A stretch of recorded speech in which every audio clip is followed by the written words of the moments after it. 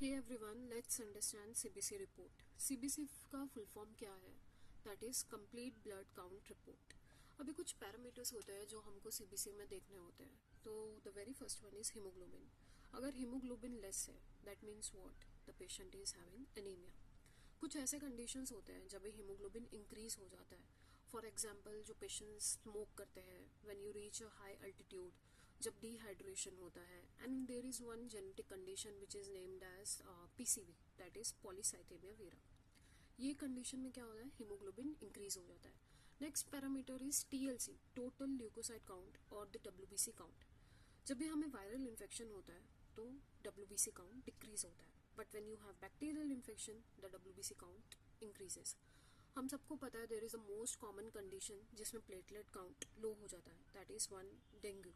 It increases in iron deficiency anaemia and in dehydration. Similar way, there are other parameters like MCV, MCH and MCHC. अगर MCV decrease होता है, that means patient is having iron deficiency anaemia. अगर MCV increase होता है, that means B12 deficiency है या फिर megaloblastic anaemia है। ऐसा ही एक और पैरामीटर है that is known as RDW, that is red cell distribution width. So RDW is what? It is showing the variation in the size and the volume of the RBCs.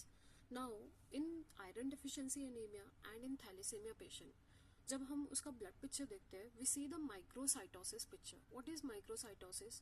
That is the small size of the RBCs. But because of this RDW, we can differentiate among these both. Because RDW is normal in thalassemia, but it is increased in iron deficiency anemia. Thank you.